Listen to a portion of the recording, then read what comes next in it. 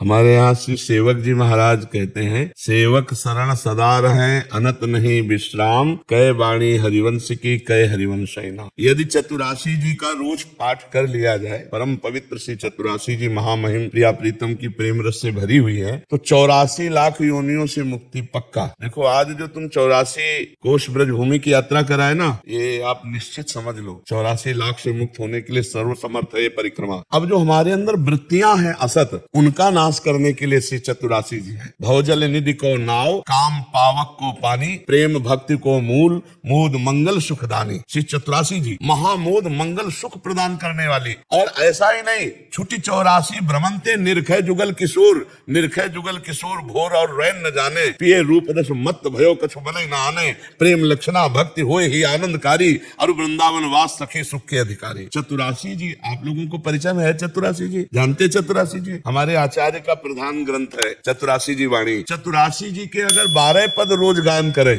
तो हफ्ता में पूरी हो जाती है, बरसते 84, और रोज पूरी गायन करे तो कहला क्या। और दूसरी बात नाम, सेवक जी ने 2 बातों पर बहुत जोर दिया है। यदि नाम च हरिवंश नाम बिसरे न छिन, श्री हरिवंश सहाय भल, हरिवंश भरोसे भय निडर, नित गर्जत हरिवंश बल। यदि चतुरासी जी का पाठ और नाम जब चलता रहे तो नाम बाणी जहां श्याम श्यामा तहां, नाम बाणी सुनत श्याम श्यामा सुबस, नाम बाणी निकट श्याम श्यामा प्रगट। नाम और बाणी अगर ये 2 पकड़ लिए जाए तो जैसे 2 पंख से उड़ करके पक्षी आकाश में यात्रा करता है, ऐसे हम नवनिवृत्त निकुंज में पहुंच जाएंगे। कुंज महल की टहल सुख, दंपति संपत्ति पाई है, जैसे रूप लाल हित प्रीति सो, जो 84 गाये। तो हाँ, ये तो चतुरासी जी परिक्रमा दे आए। अब चतुरासी जी का रोज गायन करो और नाम जप करो तो देखो निकुंज पहुंच, कल्याण तो होता है ब्रजभूमि की परिक्रमा मात्र से, लेकिन श्री जी के पास पहुंच जाओगे ये वादा नहीं, ये वादा नाम बाड़े से होगा। कल्याण तो हो गया, इसमें कोई संशय नहीं। आप 84 कोष की परिक्रमा दे के आ रहे, हमारी ब्रजभूमि महामंगलमयी मोदमयी, लेकिन श्री जी के पास पहुंच जाओगे, इसके लिए श्रीमद चतुरासी जी और नाम है। आचार्य की कृपा से ही श्री जी तक पहुंचा जा सकता है, किसी तपस्या और साधना का फल। तो हरिवंश महाप्रभु साक्षात प्रियाजू की कृपा है, कृपा रूप जो वप धर्यो, और उनकी कृपा है चतुरासी जी। चतुरासी जी का जो लाभ मिल सकता है वो नाम से मिल सकता है, क्योंकि बिना नाम जप किए बुद्धि पवित्र नहीं होगी। नाम जपत आई सब सोए, देव सुबुद्धि कृपा कर मोई, कोई सुगुण माला रचो। सेवक जी महाराज कह रहे हैं नाम जपते ही वो बुद्धि प्रकाशित हो जाती है, जो चतुरासी जी के रस को लेने की योग्यता। तो इसलिए खूब नाम जप करो और जितना बन सके चतुरासी जी का पाठ करो, और कोई नशा मत करना ब्रज 84 कोष की परिक्रमा की, और कोशिश करो कोई पाप ना बने। तो इसी जन्म में हमें लाडली लाल कृपा करके स्वीकार कर ले, आचार्यों की कृपा से निकुंज में प्रवेश हो जाए, जन्म जन्म का दुख और जन्म मरना ये सब छूट जाए। बड़ी कृपा है, और खूब नाम जप करो।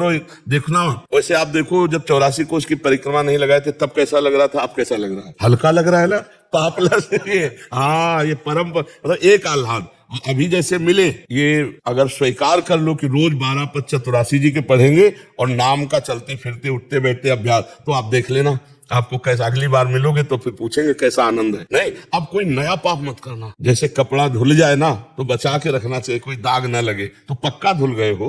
ब्रज 84 को हमारी समर्थ श्री कृष्णमय भूमि है, तो अब आप गंदे ना हो, कोई गलत आचरण ना हो, कोई धर्म विरुद्ध आचरण ना हो, तो फिर श्री जी की कृपा होगी, नाम वाणी की कृपा होगी, हम और आगे बढ़ेंगे। हमारी यात्रा लाडली लाल तक है। जब तक राधा वल्लभ लाल जी के चरणारविंद का साक्षात्कार ना हो तब तक यात्रा अधूरी समझो। वो मैंने सुना, जैसे कि आज हम 84 कोस करके आ रहे थे तो उसमें परिक्रमा में कई मंदिरों में ये बोला जा रहा था कि 3 बार अगर तुम 84 कोस करोगे तुम तुम्हारी मानी जाएगी। तो ये क्या है? नहीं नहीं नहीं नहीं, गलत गलत, ऐसा नहीं है। हाँ, एक बार 84 कोस की परिक्रमा लग गई तो 84 लाख योनियों से मुक्त हो गए। अरे भैया 3 बार करोगे तो मानी जाएगी, नहीं मानी नहीं जाएगी, तो ये सब फिर गई, ये सब फिर नहीं नहीं। देखो गाड़ियों में लगा रहे हो, इसलिए गाड़ियों में लगा रहे हो। तो फिर क्या गाड़ी से जाओ? ये गाड़ी नहीं है क्या? शरीर गाड़ी नहीं है क्या? एक बात समझो, जिनको कम समय है और हमारे तीर्थ स्थलों का दर्शन करते हैं, जो परिक्रमा में मिलते हैं, आप गाड़ी से जाओ चाहे पैदल जाओ, आपने दर्शन किया ना, आप उस स्थल पर तो गाड़ी पे नहीं चढ़े। मान लो आप बद्रीनारायण गए तो बद्रीनारायण के जहां से गाड़ी से उतरे वहां पैदल दर्शन किए ना। तो धाम के दर्शन, क्षेत्र के दर्शन सब हो रहे, इन सब बातों को मत समझो। हाँ, जिनको सामर्थ्य है वो पैदल दे, जिनकी और सामर्थ्य है दंडवती दे। अब जिनकी समय कम है तो वो दौड़ करके गाड़ी से दर्शन करे आए। तो भगवत लीलाओं के स्थलियों के दर्शन मात्र से परम कल्याण होता है। अरे तुम तो पूरे चतुरासी कोस की बात कर रहे हो, हम कह रहे मानसी गंगा का आचमन कर लो, राधा कुंड को देख करके थोड़ा जल ऊपर छिड़, इतने से सारे पाप नष्ट हो जाएंगे। ये हमारी ब्रज भूमि भैया, और फिर वृंदावन धाम, और फिर महाराज जी साथ है, तो हमको क्या परेशानी है। हाँ, अगर तुम्हें ऐसे लगता हो कि 3 बार से पूर्ति होती तो महाराज जी को खड़े करके 4 बार परिक्रमा करके धन्यवाद कर ले, हो गया। और क्या, सारा वृंदावन सखियों का है। महाराज जी मेरा सवाल है कि अनजाने में किसी से गलती हो गई हो और उस गलती से किसी का नुकसान हो गया हो, जो अनजान में हुआ था, उसको माफी अभी कैसे मिलेगी? इसके बुरे कर्म से हमने कैसे छुटकारा पा सकते? वैसे अनजाने में जो कुछ ऐसे पाप हैं जो हो जाते हैं, जैसे हम असावधान है, नीचे देखा नहीं, कोई जीव मर गया, या हम गाड़ी से चल रहे हैं, अचानक कोई जीव क्रॉस कर रहा है, अब तुरंत कंट्रोल करते करते घटना घट गई और हमारे हृदय में जो जलन हुई उसकी, वही उसका प्रायश्चित। क्योंकि हमने कोई संकल्प नहीं किया, हमने कोई मारने का प्रयास नहीं किया, या हमने किसी के नुकसान की कोई वृत्ति नहीं रखी, अचानक कोई ऐसी घटना घट जाती है तो उसमें जो हमको जलन होती है कि मेरे से ऐसा क्यों हो गया, वही उसका प्रायश्चित हो जाता है। और जो थोड़ा विशेषता, तो फिर स्वप्न में उसको दंड मिलता है, भयावह स्वप्न देखा, बड़ा बस खत्म हो गया। ऐसा जो जानकारी से पाप होते हैं उनका प्रायश्चित करना, अनजाने में जो हो जाते हैं उनका प्रायश्चित 2 रूप में हो जाता है। एक तो स्वयं में भयंकर जलन पैदा हो जाना, जैसे आपको कि कैसे मैं उरीन हूँ, कैसे मैं उससे निकलूं, तो यही उसका प्रायश्चित है। और दूसरा स्वप्न आदि में भयावह स्वप्न नहीं होते, 4 लोग मिलकर हमें मार रहे हैं, पीड़ा दे रहे हैं, फिर जगह तो कुछ नहीं था, तो जो इतनी देर पीड़ा मिली वो अनजाने में किए हुए पाप का प्रायश्चित होगा। समझ पाए आप? महाराज जी आम धारणा है कि मनुष्य को अपने कर्मों का फल अगले जन्म में मिलता है, इसलिए वो निर्भीक होकर इस जीवन में अधर्म के जरिए धन संपदा का अर्जन करता है और लेकिन अत्यधिक अपराध बन जाने पर इसी जन्म में उसको दंड प्राप्त, जैसे महत अपराध बन जाए तो आयु क्षीण हो जाएगी और उसके अकाल मृत्यु का योग बन जाएगा। साधु अवज्ञा तुरंत भवानी, कर कल्याण अखिल के हानि। छोटे मोटे अपराध तो ठीक है, लेकिन अगर महत अपराध बन जाए तो तत्काल लागू हो जाएगा। नहीं, अत्यंत दुष्ट को गोली मार दी जाती है, न्यायालय तक पहुंचाने के बाद पीछे होती है, पहले उसको गोली मारी जाती, नहीं तो न्यायालय कानून के अनुसार फिर अपराधी को फांसी या सजा मिलती है। लेकिन अत्यंत दुष्ट जैसे आतंकवाद, क्योंकि अगर उनको चांस मिला तो फिर उनको मृत्यु दंड ही उनका सच्चा मार्जन है उनके अपराध का। तो जब महत अपराध बन जाता है तो फिर इसी जन्म में लागू हो जाता है। और साधारण अपराध बनते हैं शुभ अशुभ, तो वो उसके चलते रहते हैं, फिर भगवान देते हैं, क्योंकि अनंत जन्मों का हिसाब किताब है। तो हमें लगता है कि इस कानून को ऐसा ना समझा जाए कि गलत है। हमारी भारतीय संविधान में भी देखो, सबको तुरंत दंड मिल जाता है क्या? 10-10 वर्ष मुकदमा चलता रहता है, जबकि एक प्रदेश एक देश, अनंत ब्रह्मांडों का हिसाब किताब अगर एक जन्म के बाद, तो फिर कोई आश्चर्य की बात नहीं है। कभी कभी 20-20 वर्ष हो जाते हैं मुकदमा चलते हुए, फिर उसे सजा होती है। तो इसलिए ये भागवतिक जो कानून है उसे उसको इसी जन्म में अशांति, उद्विग्नता, भय, शोक, चिंता, मृत्यु, ये तो प्राप्त होते हैं। और परिणाम जो होता है फिर कई जन्मों तक, जैसे भीष्म जी कह रहे हैं मुझे 100 जन्म तक याद है, मैंने ऐसा कोई पाप नहीं किया, कि 6 महीना बाणों की शैया पर। तो फिर उदाहरण में भगवान ने आगे दिया कि आप एक राजा थे और आपने एक सर्प को झाड़ी पे डाला, कांटों पे, वो 6 दिन में तड़प तड़प के मरा, तो तुम्हें 6 महीना बाणों की शैया। तो मतलब हमारा हजारों सैकड़ों जन्मों का हिसाब किताब चल रहा है, पूरा रजिस्टर भरा हुआ है। अब रजिस्टर बढ़ाने नहीं आए, मिटाने आए। हम ऐसा भजन करें भगवान का कि संचित कर्म भस्म हो जाए, और क्रियमाण जो नए हो रहे हैं वो पवित्र आचरण हो, वो भगवत समर्पित हो, तो वो निष्फल हो गए, वो हमें बांध नहीं पाएंगे। शुभ भी बंधन है, और जो हमारा प्रारब्ध है वो निष्प्रभावित हो जाए, कि हमको परास्त न कर पावे। तीनों प्रकार के कर्मों का शासन भगवान के भजन के द्वारा किया जा सकता है। संचित को भस्म, क्रियमाण को निष्फल, और प्रारब्ध को निष्प्रभावित। प्रभावित तब माने जब हमको रौंद के गिरा दे, भगवान से विमुख कर दे। तो भगवान से विमुख कर दे, इतना बड़े प्रारब्ध की सामर्थ्य हम नहीं रहे। तो हम ऐसा भजन करें कि विध्वंस कर दे संचित कर्म को, और निष्फल कर दे क्रियमाण को, और निष्प्रभावित कर दे। हम भगवान के अंश हैं, हम भगवान सच्चिदानंद के अंश हैं, और मनुष्य जन्म यही करने के लिए मिला है, केवल भोगने के लिए नहीं मिला। केवल भोगने के लिए पशु योनियां हैं, देव योनियां हैं, मनुष्य योनि नए कर्म का। तो हम ऐसा भजन करें, ऐसा परोपकार करें, ऐसा परहित करें कि हमारा मंगल हो जाए। इसी जन्म में हम इन 3 कर्मों से मुक्त हो जाएं, क्रियमाण, प्रारब्ध और संचित। तीनों से हम त्रिगुणात्मिका माया से मुक्त होकर भगवान को प्राप्त हो। किसका प्रश्न था? हाँ प्रभु। तो ये भागवतिक और हमारे भारतीय कानून को भी देखा, कहाँ तुरंत सब कुछ हिसाब किताब हो जाता है क्या? वर्षों लगते हैं। तो फिर तो भगवान का बहुत बड़ा दरबार है। पर ये जो बात बताई ना तत्काल, हाँ हमने देखा एक बदमाश जो है भाग कर आया था, जब हम सेनपुर में थे, बगीचे में बहुत बड़ा जंगल था, उसमें उसकी हालत ये थी 5 मिनट चैन से से बैठ नहीं सकता, तब तक रुका क्यों? बस ना भयभीत, अशांत, उद्विग्न, विषाद युक्त। ये कर्म का ही तो फल है ना, कि चैन नहीं है, शांति नहीं है, हर समय भय लगा, कहीं से भी कोई आ सकता है, पुलिस आ सकती है, या उसकी पार्टी में विरोध हो गया था, हमारी पार्टी का ही कोई हमें मार दे, बड़ा बड़ा भय। तो मनुष्य जन्म मिला है निर्भय होने के लिए, निश्चिंत होने के लिए, निशोक होने के लिए। ये होगा भगवान की शरण में। भगवान की शरण में जो शबीत आया आवा शरणाई रखियों ताई प्राण की नहीं। भगवान कह रहे जैसे प्राणों की रक्षा अपने लोग करते हैं, वैसे भगवान हमको अपने प्राणों की तरह रक्षा करते हैं यदि हम भगवान की शरण में हो जाए। तो निर्भय होकर कोई पाप तो नहीं कर सकता ज्यादा दिन, भयभीत, शोक मगन, चिंता और ये सब।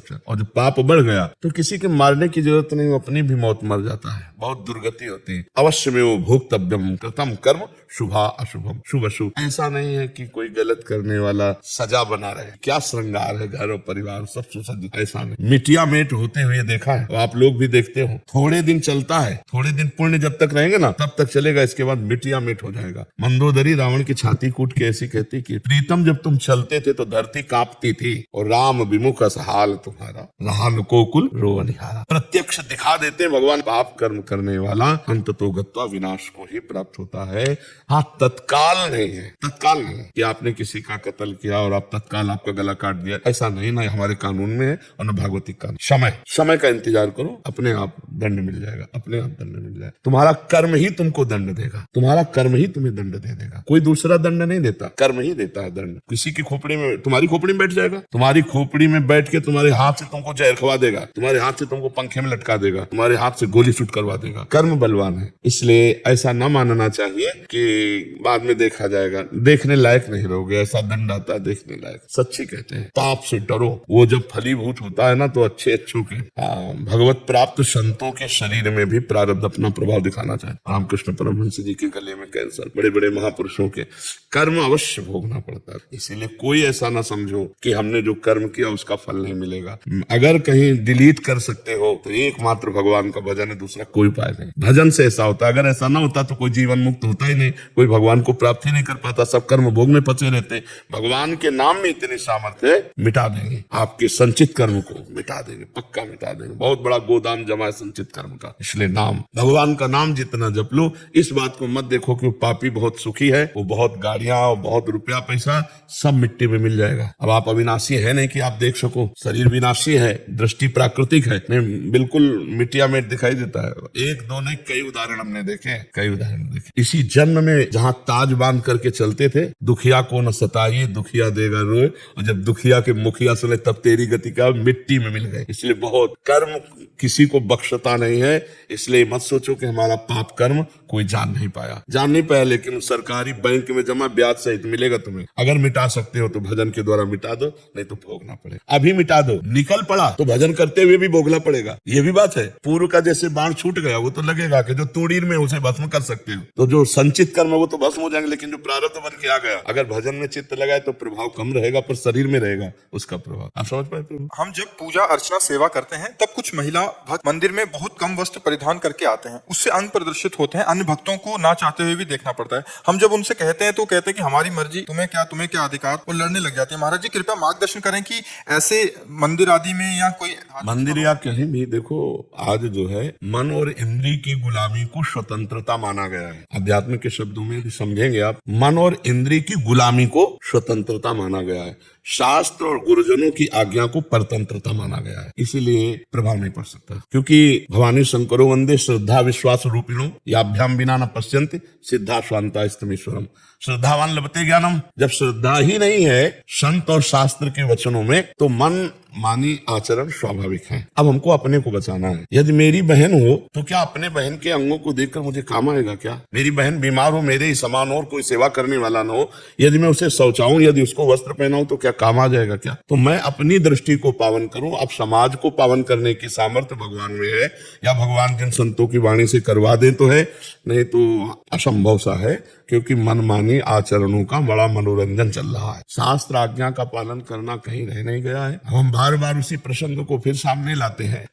एक बच्चा कई बच्चियों से बॉयफ्रेंड गर्लफ्रेंड का संबंध रखते हैं, बच्चियां और ब्रेकअप करते हैं, फिर अगले फिर इसे क्या कहते हैं हमारी शास्त्रीय भाषा में? व्यभिचार। और व्यभिचारी पुरुष और व्यभिचारी स्त्री को किस भाव से देखा जाता है शास्त्र की दृष्टि में? तो संयम तो खो चुके, संयम खो चुके, पवित्रता खो चुके। अब ये लज्जाहीन, मर्यादाहीन बुद्धि ये क्या ऐसा हो सदुपयोग अपने शरीर का या अपने जीवन का कर पाएगी? बस वो तो अब उनके विषय में बोलने का मतलब है अपने को गाली खवाना, अपने को गाली खवाना। तो हमें लगता है हमें अपनी दृष्टि ठीक कर लेनी चाहिए और तेरे भावे जो करे भलो बुरो संसार, नारायण तू बैठ के अपनो भवन बुहार। तो हमारा शास्त्र और हमारे गुरु जी यही उपदेश करते हैं कि अपने आप को बचा लो, बस यही खास बात है।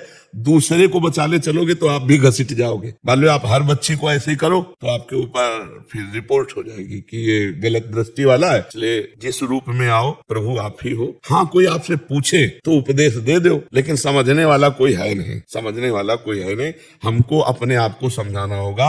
आज का समाज, ये सब नौजवान भाई समझ रहे हैं ना, हम इनके चरणों में प्रणाम करते हैं कि भैया आप हमारे ऊपर कृपा करके सुनने आए हो और थोड़ा आचरण बदल रहे हो। मतलब बहुत बड़ा एहसान हम आपका मान रहे हैं कि आप अपने आचरण सुधार रहे, आप साधु संग कर रहे, आप साधु के वचन सुन रहे। नहीं, कलिकाल है भाई, बहुत विचित्र कलिकाल है। ये तो पता नहीं कौन सी लहर चली है कि संतों के प्रति श्रद्धा हो गई। तो इसलिए अपने को सुधारा जाए, समाज को सुधारने की।